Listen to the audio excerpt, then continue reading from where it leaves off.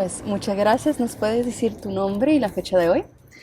Mi nombre es Paola Karadagian. Me dicen Poli y el día de hoy es día miércoles 16 de agosto del 2023. Muchas gracias. La primera parte de la entrevista vas a hablar sobre el genocidio y la primera pregunta es si nos puedes contar un poco sobre la historia de tu familia durante el genocidio. En el caso de mi abuela materna, ella nació, su familia era de Hagen, se fueron trasladando hasta que llegaron a un lugar donde los protegieron, que era Jerusalén, el Bank de Jerusalén, el convento donde se formaban los sacerdotes y a donde también recibieron acogieron a muchos de los que iban llegando buscando un lugar de resguardo. Así que nació en Jerusalén. Nadie sabe si es jerosolamita, si es israelí, si es palestina, si es inglesa porque era fideicomiso inglés, de hecho, cuando quiso volver a Armenia, ese fue uno de los grandes problemas que tuvo, porque no tenía cómo completar sus trámites. Por lo tanto, su documento argentino tiene un sello muy grande y un poco incómodo, que es apátrida. Pero de igual forma pudo volver a Armenia y recorrer un poco de esas tierras propias allá por la década del 90, cuando todo recién empezaba a acomodarse después de la independencia. De parte de mi abuela paterna, ella estaba en el Líbano, su familia estaba en el Líbano, ella nació en el Líbano cuando era fideicomiso francés, así que ella decía que era francesa. Con su familia viajaron mucho, de hecho tuvieron un viaje hasta Uruguay y se tuvieron que volver porque su mamá tenía conjuntivitis. Hoy sería casi inconcebible que alguien se volviera por una conjuntivitis, pero en ese momento sí, no les dejaban ingresar al país. Después ya llegaron, se sentaron, pasaron a Buenos Aires, de Buenos Aires a Córdoba.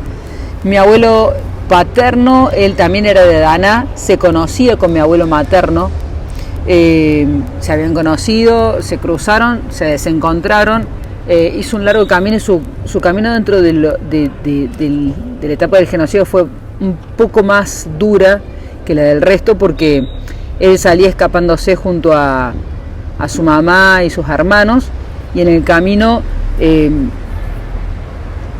la mamá iba gritando que se apuraran, que salieran corriendo, que venían, que los estaban buscando. A uno de sus hermanitos se los quitan de las manos, al bebé. A la otra hermanita la vio morir y cómo después de muerta se aprovecharon del cuerpo de la hermanita, y mientras llevaba a uno de sus hermanos y a su mamá, cuando se dio vuelta, los que venían corriendo con él, que eran las dos únicas personas que le quedaban, ya no estaban tendidas en el piso, asesinadas. Entonces esa es la imagen que él tiene de su recorrido, tratando de preservar su vida. Así llegó de Daná hay una parte que a mí se me hizo como una laguna, que no tuvimos con quién corroborarlo. Sí llega a la Argentina.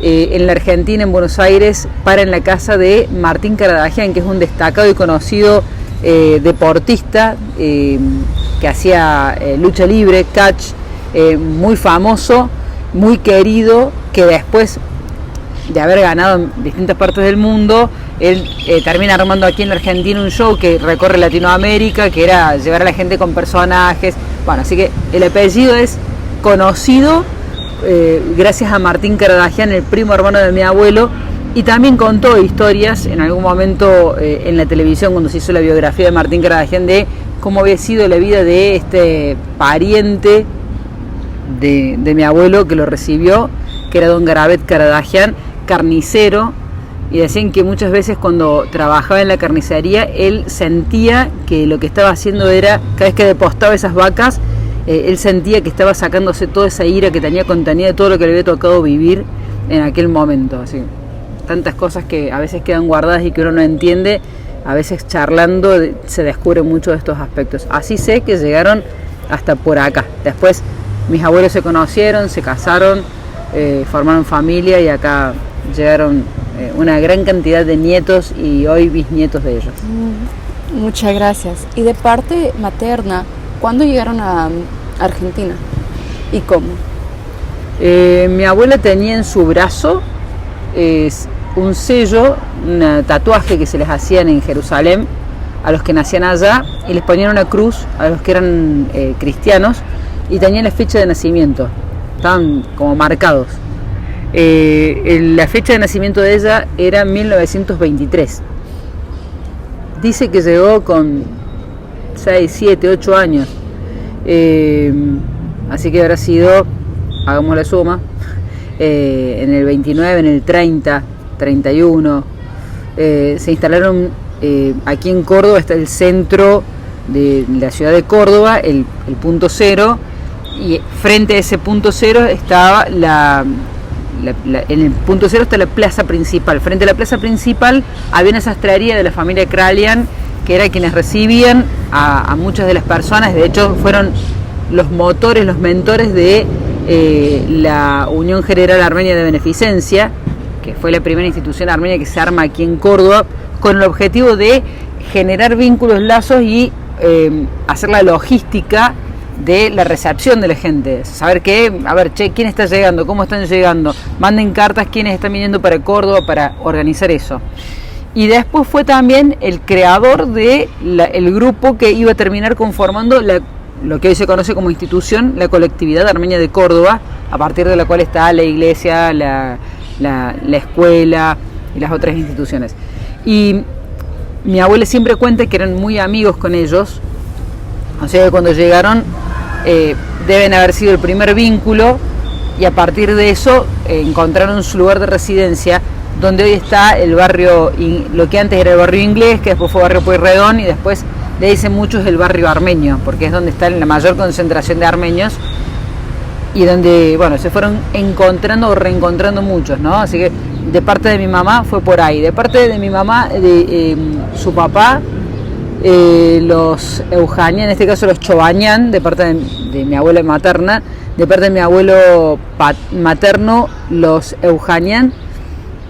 Ahí también tengo otra laguna de cómo llegaron a Córdoba, pero ellos también se instalaron en la zona centro, llegaron y como tenían de oficio el tema de la zapatería, rápidamente empezaron a producir, a fabricar, a armar toda una estructura que les permitió vivir y darle, bueno, con eso sustento a la familia.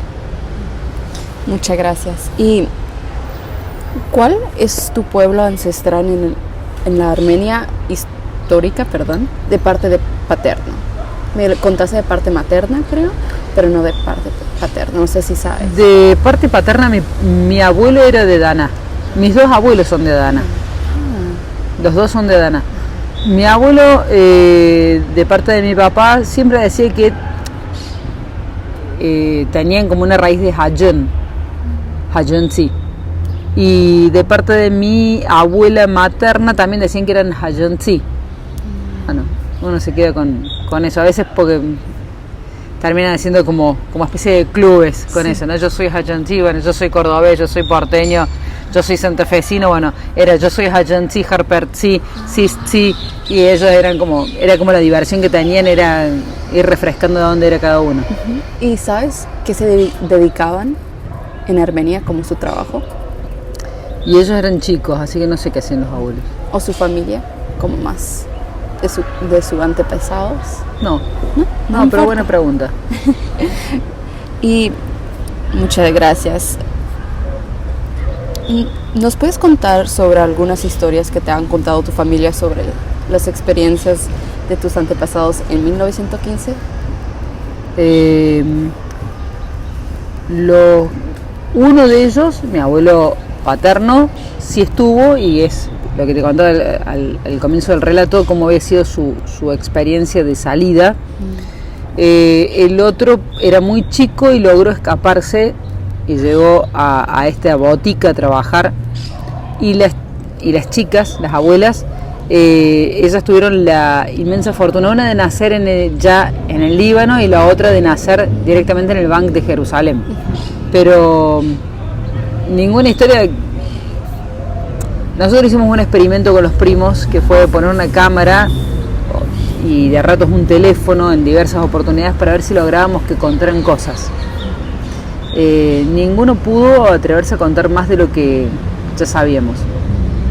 Como que quédate con información general, pero los detalles me los guardo para mí. De hecho, también he charlado con otras personas mayores, y las personas mayores hay una mujer que quería escribir un libro con su vida y llegó hasta los 15 años. Después de los 15 años no pudo escribir más. Y uno no se atreve a preguntar, pero a partir de las conversaciones uno puede inferir algunas situaciones que seguramente no han sido muy felices que llevaron a que ese relato quedara trunco, o hubiera sido muy terapéutico para ella, o hubiera sido su último testimonio, porque ya estaba muy grande, tenía casi 90 años, 86, 87, y lo que estaba haciendo era como dejar un testimonio. Cuando ella me lo dio para que lo fuera leyendo, dice, mira, llegué hasta acá, me dice, ¿lo puedes ir leyendo? Y yo lo empecé a leer y dije, wow, qué vida, 15 años y parecía que tenía 90. Sin embargo, después de los 15 no pudo salir, y tuvo una vida muy fructífera esa mujer, muy amiga de mi abuela materna, una vida muy fructífera, muy llena de actividades, donde llegó, se dedicó, incluso aquí en Córdoba, produjo un montón, artísticamente, culturalmente, incluso hasta políticamente, su familia. Sin embargo, uno pudo quedar ahí. Qué impresionante. Por eso también respetaba yo esos silencios de mis abuelos cuando les preguntaba, de mis abuelas en realidad, porque mis abuelos se murieron bastante más cuando yo era bastante más chica, pero cuando le preguntábamos a ellas era difícil seguirles la conversación. Sí. ¿Y sabes cómo escapó tu abuelito? Parte materna, creo. No. No importa. ¿Y cómo se llamaban tus abuelitos? Mi abuelo paterno, Simón Caradagian. Mi abuela paterna, María Quelavian, que aquí la anotaron como Clavian. Mi abuelo materno, Nazaret Evjanian, cuyos hermanos son 6, tienen todos distinto apellido, porque llegaban acá y los anotaban como escuchaban y entendían. Uno Eujanian, el otro Afganian, Euganian, Efkanian, pero son todos parientes. Y de parte de mi abuela es Yeranuji, y acá la anotaron como Irene, le decían Luisa a los vecinos, Chobañan. Muchas gracias. ¿Y cómo conmemoras el genocidio en nivel familiar y personal? Históricamente era cerrar los negocios, ir a la iglesia, cumplir con todas las actividades y los rituales. Eso cada vez más con el tiempo se fue como relajando, pero creo que hay algo que los armenios de Córdoba, más allá de participar o no de las instituciones o estar más cerca o más alejados de la comunidad, hay algo que no dejaron de hacer, que es ir a la plaza.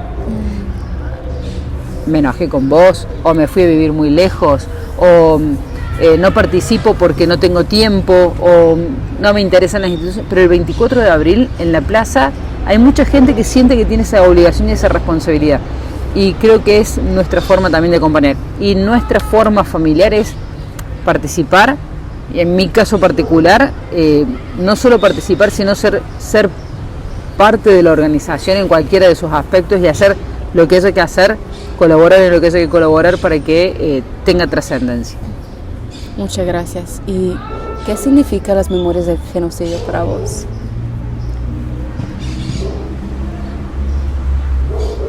Son una responsabilidad. Una responsabilidad que uno tiene que cuidar, una responsabilidad que uno tiene que, con la que uno tiene que proteger también al resto, porque a nadie más le tiene que pasar una cosa como esta. Sin embargo, hoy en la realidad, si uno abre los diarios, a la vieja usanza, o abre los portales de información, tenemos muchos más casos que en aquel entonces. Si nosotros dejamos que alguien sea capaz de hacerle daño a otro, es porque no hicimos bien el trabajo de difundir, de dar a conocer, de trabajar desde el ámbito de las leyes, de trabajar desde el ámbito de la conciencia, del conocimiento, de la difusión. Hay mucha gente a la que yo tengo la sensación que hay gente a la que ya le tiene cansado el tema del genocidio. Oh, y otra vez los armenios y el genocidio. Armenios y no armenios. Yo trabajo en un medio de comunicación y dice, ahí vienen los armenios y el genocidio otra vez. Y si uno les da pie para que eso siga siendo un chiste, que a lo mejor es una humorada cariñosa, porque es una forma de decir, yo tengo en cuenta que los armenios son los armenios a partir del genocidio y que tienen un montón de cuestiones artísticas y culturales lindas, pero vos lo permitís, estás permitiendo que le falten el respeto a quienes tuvieron que atravesar todo eso para que uno estuviera hoy acá. Yo me siento muy orgullosa como argentina, muy orgullosa, y siento mucho agradecimiento por la Argentina, porque además es lo que le permitió crecer a mi familia y a las familias amigas y a mucha gente que yo quiero, pero no por eso puedo permitir que la memoria sea tomada en broma y que eso signifique que luego uno pueda hacer con esa broma, que esa broma lleve a perder valor a un hecho tan trágico y tan doloroso para un montón de personas, Sí, claro. entre ellos mis abuelos. Si yo hubiera vivido el 1% de lo que le tocó vivir a alguno de ellos, puedo asegurar que no hubiera sido capaz de soportarlo. Sin embargo, ellos estaban de pie. Sin embargo, ellos pudieron. Y no tuvieron que hacer terapias y no tuvieron que hacer... O hicieron sus propias terapias a su manera, seguramente hay un montón de estudios al respecto, pero pudieron sostenerse y repararlo a su manera. Hoy por mucho menos nos caemos, nos hundimos y estamos pidiendo auxilio y necesitamos que todo el mundo venga a protegernos y a defendernos y a levantarnos una mano para sacarnos del pozo. Y ellos vivieron un genocidio. Y hay mucha gente que hoy, en el 2023, está viviendo situaciones semejantes. Y no tenemos que permitir que eso pase. Para eso es la memoria del genocidio. Si yo pasé por algo tan terrible, nadie más tiene que pasar por esto. Ni ayer, ni antes de ayer, ni hoy, ni mañana, ni pasado. Básicamente eso. Muchas gracias por tu respuesta. Eso termina esta sección. No sé si quieres contarnos algo más o podemos continuar. Continuamos. Muchas gracias. La siguiente sección va a ser sobre su vida aquí en Argentina. ¿Nos puedes contar un poco sobre tu vida aquí? Como más específicamente sobre tu niñez, dónde naciste, dónde te criaste. Yo nací aquí en Córdoba, en Córdoba capital. Me crié en el seno de una familia que me enseñó a hablar armenio, donde se hablaba armenio todo el tiempo. De hecho, cuando ingresé al jardín me costó bastante el castellano porque no podía hablar castellano. Y bueno, hoy, después la falta de práctica hace que uno diga, ay, cómo no seguía hablando más para poder mantener ese lenguaje más presente, ¿no? Uh-huh. Crecí y, no sé, creo que he vivido de manera normal, aunque después cuando uno hace terapia te dicen el modo de vida de los armenios, dices, muy raro. Uh-huh. ¿Por qué? Dice, porque ustedes viven como siempre muy abroquelados, muy en una masa muy donde nadie se identifica con el otro y siempre están protegiéndose, cuidándose y siempre están uno encima del otro.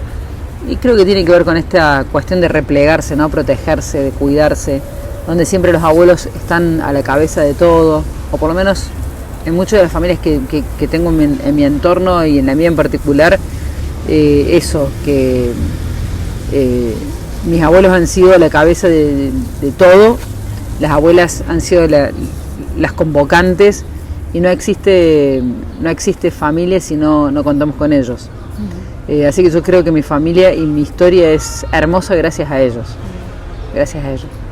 Y bueno, después formarme dentro de ir a la escuela de idioma armenio con el primario de la escuela de la colectividad esta de la que hablábamos, que habían conformado cuando llegaron la familia Kralian, ir a la iglesia armenia, bautizada en la iglesia armenia, hacer el secundario en un colegio que estuvo siempre vinculado con el colegio armenio, porque era donde, cuando no había secundario en el colegio, la mayoría de los chicos, las chicas iban ahí, los chicos iban a la escuela que estaba al frente. Uh-huh. Hablo en las generalidades, porque después hay gente que elegía otros lugares, claramente, ¿no? Y después, bueno, mi formación universitaria tuvo que ver primero con el derecho, y yo no sabía muy bien por qué había elegido derecho, que tal vez en el fondo uno está buscando que la justicia esté. Sí. Después comunicación, y por alguna razón uno termina eligiendo una carrera como comunicación, siempre el tener que decir algo, el tener que contar algo, la obligación de esa imposición que tengo de hacer que mis colegas hablen de algo de lo que no hablan, y lo que cuesta, ni siquiera por un favor, cuesta mucho. Tal vez porque esto que te decía al principio, ¿no? A veces se lo toman medio en broma y uno tiene la obligación y la responsabilidad de pararlo en otro lugar, hasta que te das cuenta que tal vez el tema genocidio no es la puerta de entrada.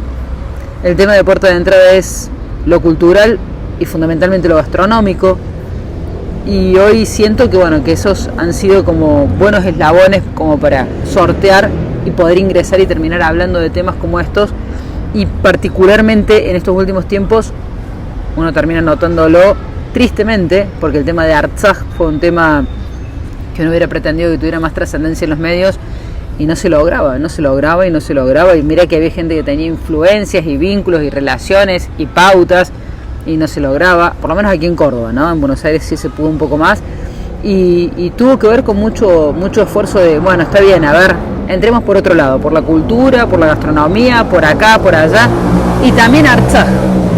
Y Artsaj también, estamos en guerra, hay una guerra en este momento, en el 2020.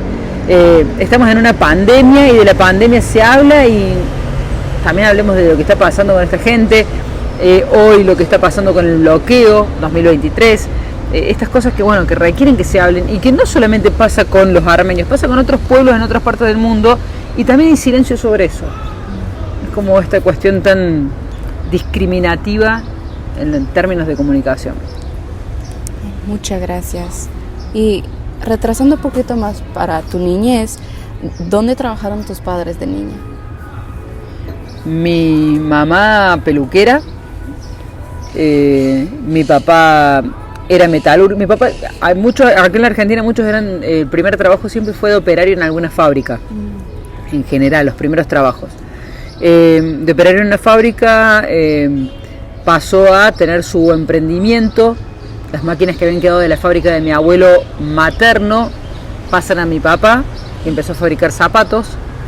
Bueno, después la realidad de este país, que a veces es tan fluctuante en su economía, hizo que bueno, la fábrica de zapatos quedara como fuera del juego económico, y pasó a trabajar como empleado, y hoy ya está jubilado, ambos están jubilados, pero mi mamá sigue siendo peluquera. Y recibiendo muchas de las mujeres armenias con las que charlan y discuten de temas así muy vehementemente, y les encanta. Qué lindo, muchas gracias. ¿Y qué hiciste durante tus veranos de niña? Bueno, este contexto en el que estamos ha sido el patio de mi casa durante muchísimo tiempo, bueno, durante toda mi vida. Tengo 49 años y mis 49 años este ha sido mi patio.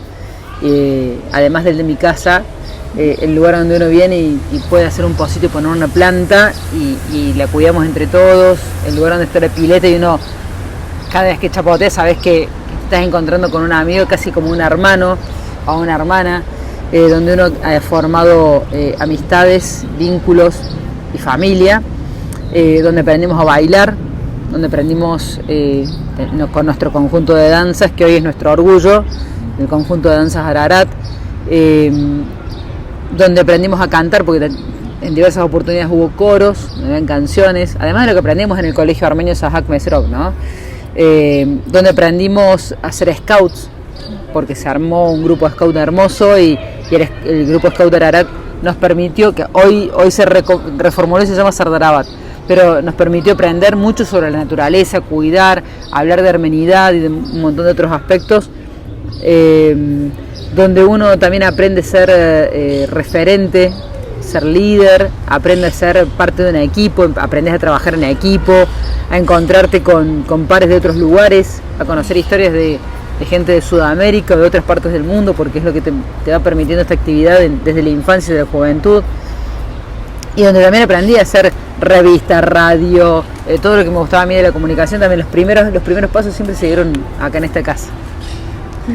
Muchas gracias. Y además, preguntabas recién por el trabajo de mis viejos, y ambos, si bien mi mamá desde mucho más joven trabajó dentro de la iglesia, del colegio, colaborando, ayudando, mi papá también formando parte de las distintas comisiones que le daban funcionamiento tanto a las instituciones, la colectividad, la iglesia, incluso hoy todavía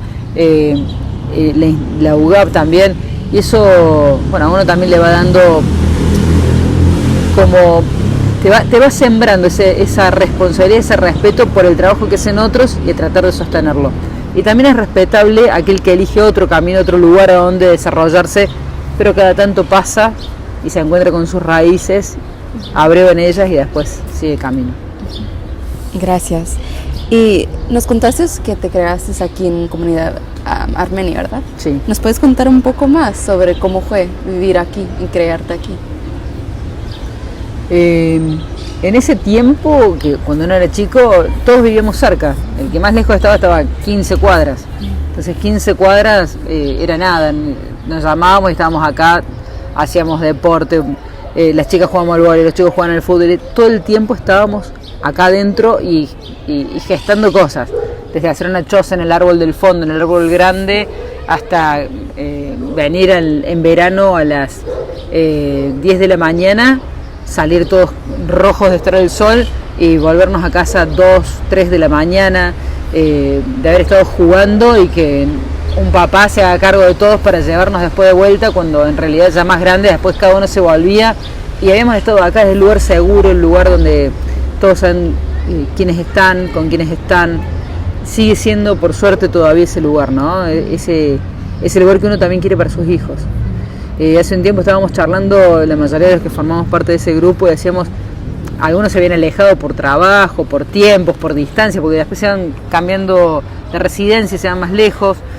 Y una de las cosas que hablábamos es volver, pero volver por los chicos, porque es ese lugar sano, tranquilo, ese lugar donde uno se encuentra con lo que uno también fue. Tal vez para los chicos sea una cosa que no les simpatice demasiado, ¿no? Porque los chicos también buscan otras cosas. Los tiempos cambian y uno cree que los chicos esperan lo mismo que uno cuando era chico.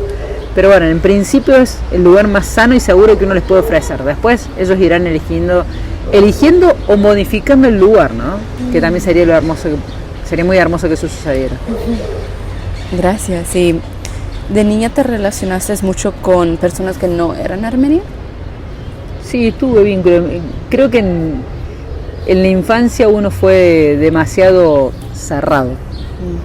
Yo creo que he sido como más replegada, más cerrada. Tal vez si hubiera sido más abierto hubiera tenido muchos más vínculos, pero me considero una persona que he tenido la inmensa fortuna de conocer mucha gente maravillosa, armenia y no armenia. Uno dice armenio cuando hay gente de la comunidad, descendientes, y decís no armenio cuando son vecinos, gente querida, y he tenido sí la inmensa fortuna de tener mucha gente entrañable alrededor. Gracias. ¿Y nos puedes contar un poco sobre tu vida diaria actualmente aquí en Córdoba? Bueno, uno tiene una vida bastante agitada. Cuesta mucho a veces organizarse los tiempos porque bueno, las responsabilidades te van absorbiendo, pero trabajo de noche en radio. Durante el día trato de descansar un poco y acompañar a mi hija en todas las cosas que hace, y fundamentalmente también eligiendo algunos lugares que están vinculados a lo armenio, como la escuela, donde además de la escuela tradicional está la escuela de idioma armenio, el club donde se encuentra con otros niños que no son armenios, pero que, bueno, es como volvemos al patio de casa, ¿no? Y tratar de acompañar en las actividades que se hacen dentro de la comunidad, que eso también sigue siendo parte de mi responsabilidad. Actividades, desarrollar, generar espacios, generar también lugares de difusión. Mi mayor, iba a decir preocupación u obsesión, pero en realidad mi mayor objetivo ahora es apuntar, junto con un grupo de personas, apuntar a que esto empiece a tener cada vez mayor trascendencia, no como institución solamente, sino lo cultural, lo histórico, lo referencial, que se convierte también en parte de esta marca armenia que aparece en todos lados. Cuando uno dice por ahí Brasil, pensás en alegría, en música, en fiesta. Brasil es mucho más que eso, pero bueno, uno tiene un punto de referencia. Entrás por ahí y después el resto lo vas descubriendo y lo vas conociendo. Bueno, que Armenia también tenga un punto de referencia y de difusión, por lo menos aquí en Córdoba, y que nos den ese privilegio de poder ser parte de la vida de los otros. Y me contaste que te creaste hablando armenio. ¿Todavía lo hablas? Lo hablo. Quisiera hablarlo más y mejor, pero lo hablo bastante. Al principio lo hablaba como una niña, casi como lengua materna. gracias al trabajo que hacían los abuelos, que hoy casi que no lo hacen, muchos porque no lo tienen como idioma fluido, y otros porque no, al ser familias mixtas, algunos por vergüenza, para que la otra parte no armenia no se siente incómoda, otros porque no lo aprendieron cuando eran chicos, entonces se va diluyendo, y el no usarlo hace que en cualquier idioma, el no usarlo, el no practicarlo, uno se va olvidando hasta que, bueno, después lo fluidificás. Bueno, ahora se ha convertido un poco en mi objetivo en mejorar un poquito aquello que quedó en un 10% de lo que era.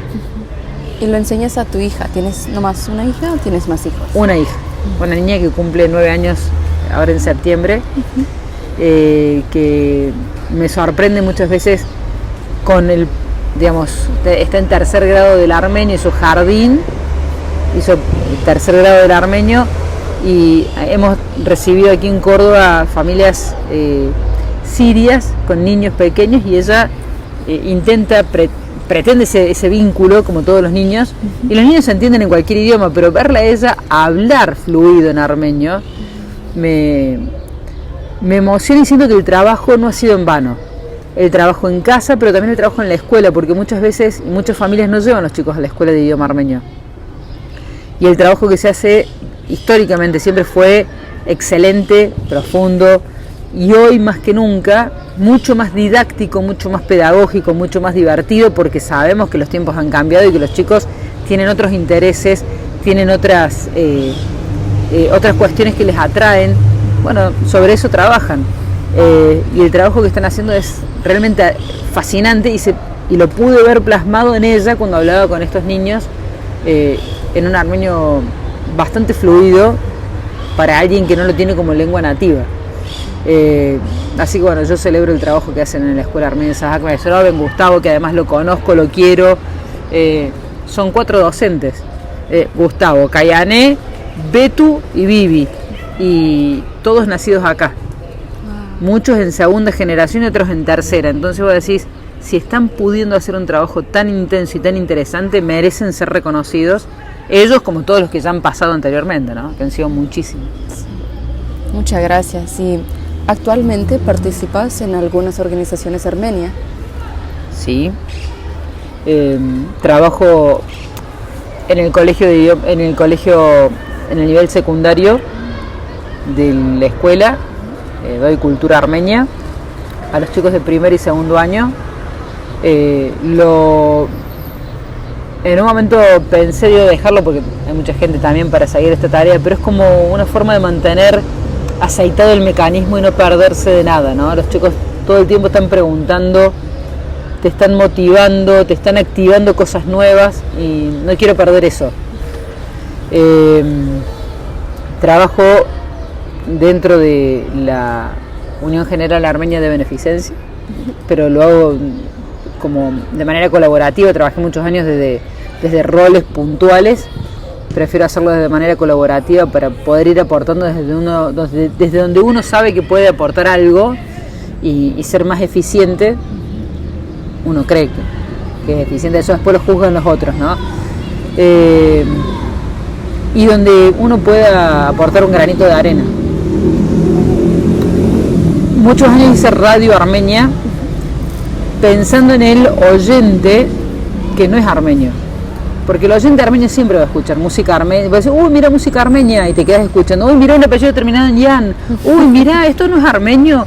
El armenio siempre está encontrando lo armenio, o buscándolo si quiere, pero el público no armenio no. Entonces, casi 10, 12 años hice un programa de radio donde mi objetivo era que el no armenio conociera lo armenio y que entendiera lo que pasaba, porque muchas veces hablamos creyendo que el otro, damos por sobreentendido muchas cosas. Decimos genocidio como si el otro entendiera qué quiere decir la palabra genocidio. Hablamos de Artsaj sin aclarar qué es Artsaj porque creemos que el otro entiende de qué es Artsaj. Hablamos de los paisanos como si todo el mundo supiera que estamos hablando de los armenios, los paisanos armenios de distintos lugares. Entonces, eso que damos por sobreentendido tantas veces, bajarlo, muchas veces uno comete el error, pero pasa, pero tratar de bajarlo para que el que no sabe pueda entender. desde las noticias, desde la información, desde la cultura, desde donde fuera. Y ojalá se haya cumplido el objetivo. La idea era un programa que durara 6 meses, lo fuimos extendiendo, tuvimos casi 10, 12 años haciéndolo y nos sentimos muy felices y satisfechos y me siento muy feliz de haber sido responsable de eso. En algún momento uno siento que volvería a hacerlo en los formatos nuevos, actuales, pero es el momento también de que los más chicos se hagan cargo de esas tareas y la hagan de una mejor manera, mucho más dinámica y mucho más divertida. Ojalá se pudiera volver también a eso. ¿Y cómo son las clases de culturas que enseñas? La mayoría de los chicos que van a la escuela no son descendientes de armenios. Tenemos un 10% de población armenia en ese colegio que originalmente, cuando se fundó, el colegio, cuando llegan los armenios a Córdoba, los armenios que llegan a Córdoba se reúnen a través de la colectividad. Pero el punto focal de las reuniones siempre fue la iglesia. El punto de inicio de esta comunidad siempre fue la iglesia. De hecho, en Córdoba está la primera iglesia armenia de América del Sur, que se funda en 1926, que le hicieron entre los armenios que estaban. Y la iglesia fue la casa, la sede, además del lugar donde se dio la celebración religiosa, el lugar donde la gente se encontraba, donde se hacían los encuentros, los recordatorios de alguna fecha puntual o los eventos sociales, y a donde también se enseñaba, porque era el lugar, no había escuela, todos venían hablando un idioma que no conocían en el local. Entonces, bueno, ahora vamos a hacer matemática, vamos a hacer inglés, vamos a hacer esto, vamos a hacer lo otro. Vamos a aprender lo que aprenderías en la escuela, pero acá dentro de la iglesia. Después de eso se pensó en que hacía falta una sede para la escuela. Vino una persona ya varios años más tarde, primera generación de argentinos, universitario, dijo, a ver, pensemos, ¿qué podemos hacer para agradecer este lugar? ¿Qué podemos hacer para integrarnos y para que la gente se integre también con los armenios? Y el contador Boyarian dijo, lo que hace falta es una escuela. Una escuela mezcla. Todos, vengan, un docente, los armenios aprenden castellano, los demás se dan cuenta que somos los armenios y no somos allá ellos los armenios y nosotros acá los cordobeses, y fue el primer paso de integración. Así nace el Instituto General Manuel Belgrano de la colectividad armenia de Córdoba con el nivel primario. Después aparece el nivel secundario y luego, el edificio que se integre en su generalidad. Entonces, cuando uno mira eso, decís, bueno, es natural que haya un porcentaje de gente armenia y de gente no armenia en esa escuela. Hoy el porcentaje de gente armenia dentro de esa escuela, de nivel secundario, es del 10%. Entonces, como la mayoría de los armenios, ¿qué tenés que hacer? Darles a conocer. Empezamos contando. Como mi paso es el paso inicial, primero y segundo, empiezo a contar quiénes son los armenios, de dónde vienen, cómo hablan, qué comen, cómo llegué yo, cómo llegar. ¿Ustedes de qué colectividad son descendientes de tu familia? ¿De qué barco vino tu familia? ¿Cómo es la historia de tu familia? Empezamos a contar historias de familias, entonces descubren muchas cosas que no sabían. Un día vino uno y me dice, yo no sabía que mi abuelo había estado en la Segunda Guerra Mundial, yo no sabía que mi bisabuelo había sido un referente de los incas en Perú, yo no sabía qué, y todas esas cosas empiezan a descubrirse, las historias familiares, empiezan a valorarse, y después a veces jugando aprendemos las letras, los nombres, palabras, pero de una manera de juego, contamos un poco la historia del genocidio, damos a conocer un poco los aspectos culturales. Y el gran cierre del año siempre tiene que ver con hacer una exhibición de lo que pudieron aprender, ya sea bailando, cantando, exponiendo o haciendo un montón de cosas. Ese es un poco el punto neurálgico, aunque siempre tengo en lo mío, en lo particular, no, porque hay otros docentes también, en lo particular, hablar sobre el tema de cuidarse entre ellos, mirarse, valorarse. respetarse, saber quién es el que tengo al lado, porque eso también empieza a abrir el juego, ¿no? Si yo no sé quién sos vos y te caes en la esquina, mira, si hoy se cayó alguien, sigo caminando. Pero si yo sé que vos sos Lupe, o que vos sos Mayram, o que vos sos Henry, yo digo, ahí está Henry, le pasó algo, voy corriendo y lo asisto. Y empieza también esto de empezar a cuidarnos y empezar a trabajar el tema de nuestros vínculos, relaciones, y empezar a mostrar cómo ese entramado que se da en lo individual se hace más colectivo. Y siempre digo a los chicos, nosotros podemos cambiar el mundo. Mentira, no podemos cambiar el mundo porque nosotros somos chicos. Ustedes pueden cambiar el mundo.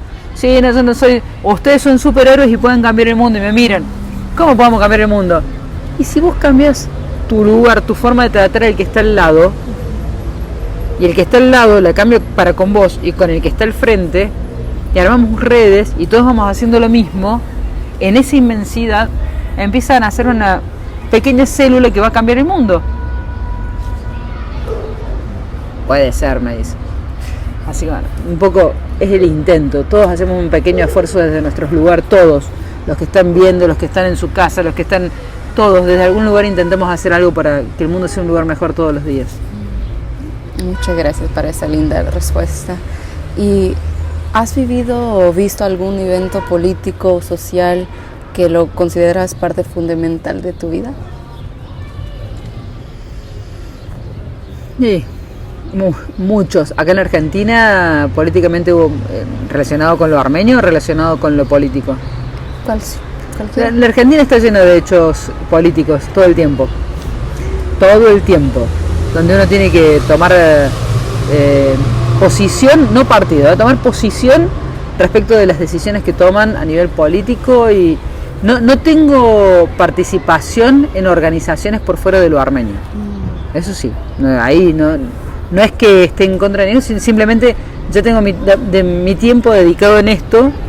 Y sí, si uno tiene que colaborar, colaboro en lo que haga falta, pero básicamente mi tiempo está puesto acá, mi energía está puesta acá, ahora. Pero sí, uno vive participando permanentemente de hechos políticos trascendentes en la Argentina, y de lo armenio también, porque hay muchas movilizaciones, gestiones. Me tocó ver, para mí una de las demostraciones de fuerza que van desde el lugar más chiquito, es una que tiene que ver con lo argentino y con lo armenio.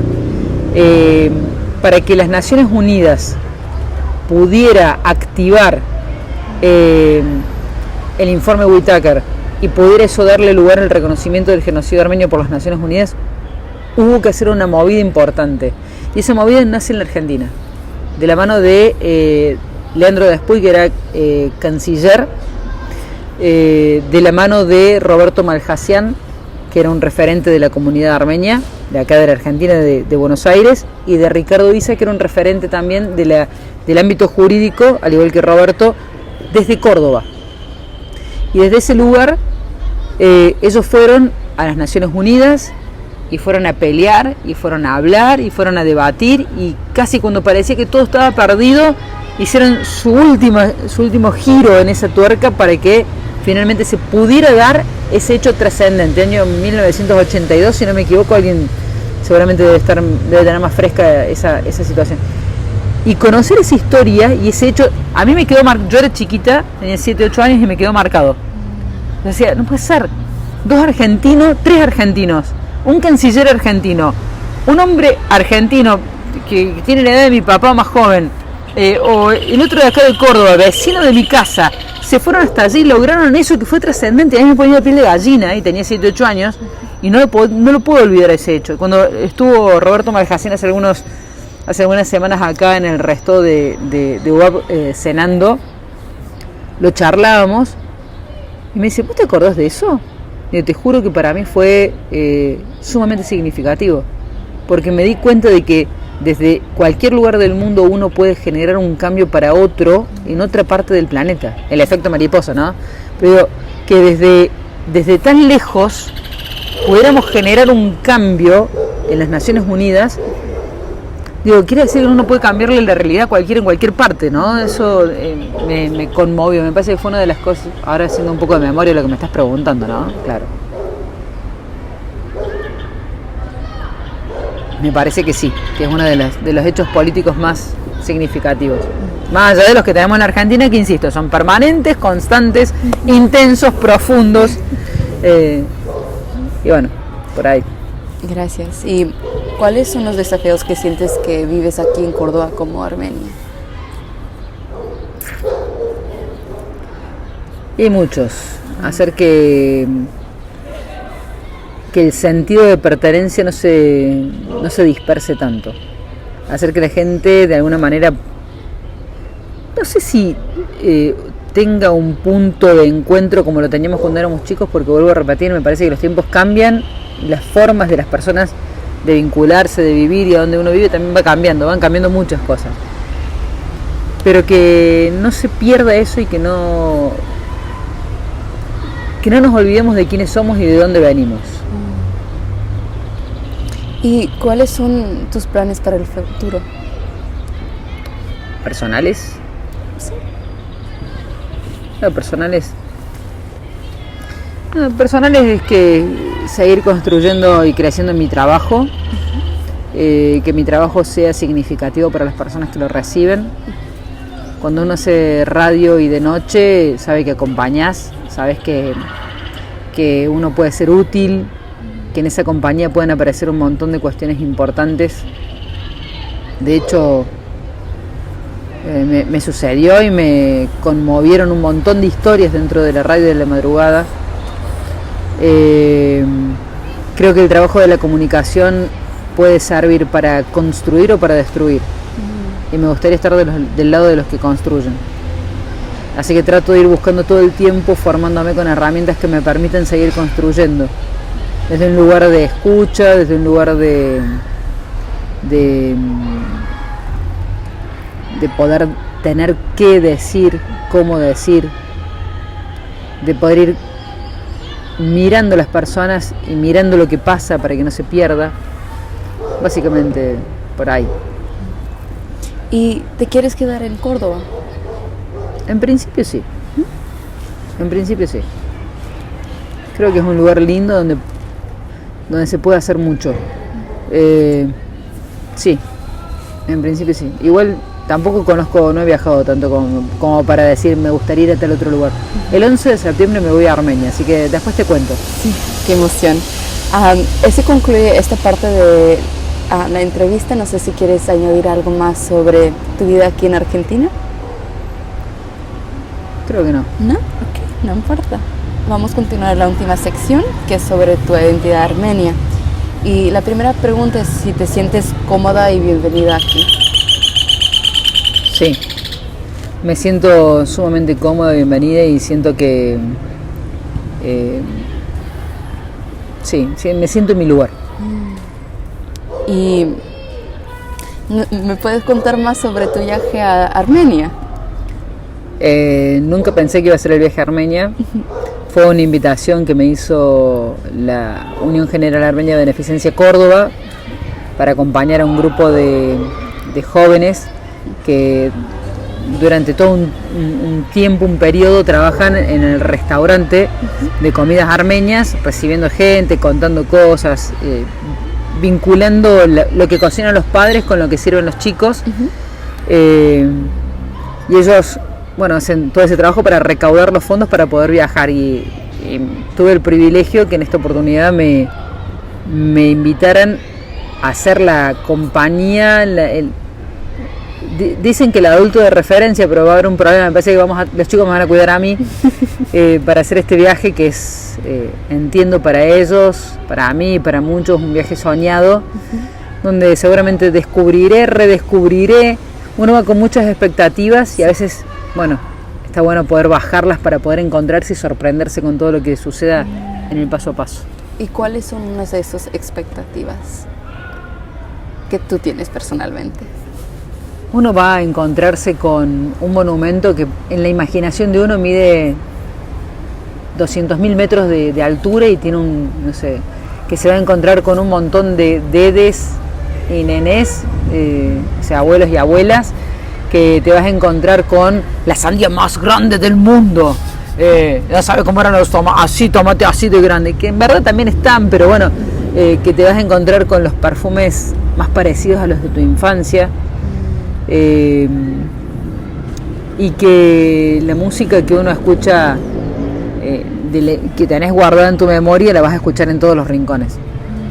Sabemos que es un país que la gente, el edificio no tiene ese tamaño, ni la comida toda tiene ese tamaño, ni vas a encontrar esos perfumes por todos los rincones, que es bastante moderna, atractiva, de la parte en la que estoy segura, sí, de la hospitalidad que estoy segura que es sumamente trascendente y bueno, va a ser un momento muy emotivo. Sí, qué emocionante.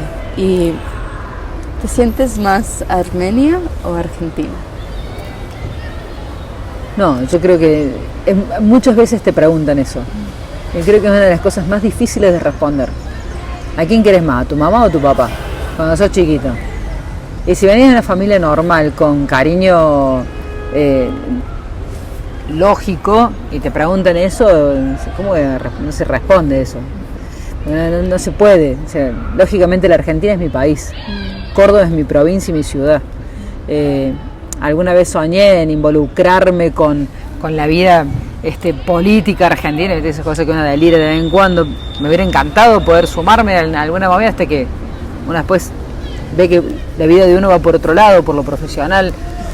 La Argentina es un país hermoso, un país con muchísimas oportunidades, muchísimo potencial. Nos encargamos todo el tiempo en hacer que todo eso sea lo más complejo, difícil e imposible posible. Pero la Argentina es un lugar maravilloso y amo Argentina. Hoy conversaba con un amigo porque el 17 de agosto es el día en que fallece San Martín, uno de los principales próceres de la patria, el hombre que libertó Argentina, Chile y Perú.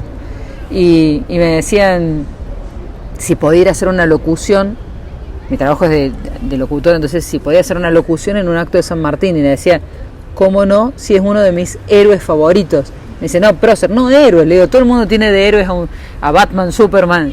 Es mi héroe favorito, o sea, una persona que con todas las adversidades del momento, de su época, logró hacer todo lo que hizo y se fue a vivir, a morir a otro lugar para no ser parte de la escena en ese contexto que viviera Argentina.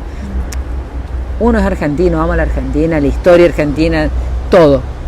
Pero lo armenio también está, y eso para mí es como, yo respiro y es como que me digas, no respires en armenio, no respires en castellano, no respires en argentino, no se puede. No se puede. Gracias. Y por última, ¿qué es tu esperanza para el futuro de Armenia?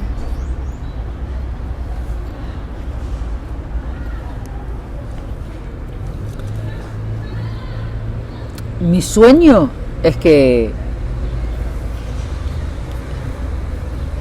se solucionen los conflictos y que así como está siga creciendo y siga vibrando en una frecuencia que le permite ser un país gigante. Ahora, lógicamente, es un país como cualquier otro, y hay gente que trabaja para bien y gente que trabaja para mal, y hay mucha gente que hay posiciones encontradas, hay ideas diferentes, hay encuentros y desencuentros, y el contexto exterior es atroz. Hoy es atroz. Mi mirada a futuro es que puedan sostenerse, porque uno desde acá cree que puede cambiar la historia de Armenia. Podemos cambiar algunas cosas, pero el que vive todos los días, el que se alimenta todos los días, el que va a trabajar todos los días y el que construye todos los días el país es el que vive ahí. Entonces, uno puede estar ahí, alentar, motivar, hacer un montón de cosas, pero que ellos políticamente, socialmente, económicamente, turísticamente, emocionalmente, espiritualmente puedan sostenerse, para que la diáspora pueda también sostener eso y tener la mayor fortaleza posible para que eso perdure en el tiempo, y que el contexto internacional se pacifique pero no por Armenia, que se pacifique por cada uno de esos países, de esas comunidades, y podamos vivir en paz.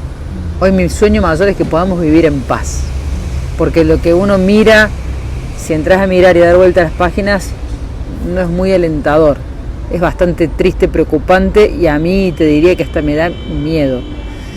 Ojalá que cuando estemos compartiendo estos videos, estos audios de acá a 10 años, digamos, por fin, menos mal se equivocaron, esto está todo perfecto y está todo bien, está todo tranquilo y feliz. Ojalá nos sigamos redibujando el mapa, porque una guerra hizo que eso fuera posible, sino que redibujemos los mapas, porque bueno, podemos ir encontrando y consintiendo cambios que nos hagan bien a todos. Muchas gracias, y eso concluye esta entrevista. ¿Hay algo más que te gustaría compartir con nosotras? Primero el agradecimiento a ustedes por viajar hasta uno de los puntos más lejanos de Armenia, que es Córdoba. Después a la organización, que ha tomado una enorme responsabilidad de guardar testimonios de lo que existe, de lo que somos, de lo que va contando la historia. Y en tercer lugar, agradecer a la tecnología que nos permite que estemos tan cerquita, estando tan lejos, porque seguramente esto lo está viendo alguien que está en el punto más recóndito del planeta, y estamos dando a conocer y nos estamos conociendo. Así como yo me siento y veo los videos de otros están viendo y seguramente también nos encontremos con algún pariente o algún conocido o algún familiar que diga: che, mirá, allá hay un Eujanian, un Karadajian, un Chobanian, un Clavian, un Kelavian. Bueno, ojalá se pueda. Muchas gracias.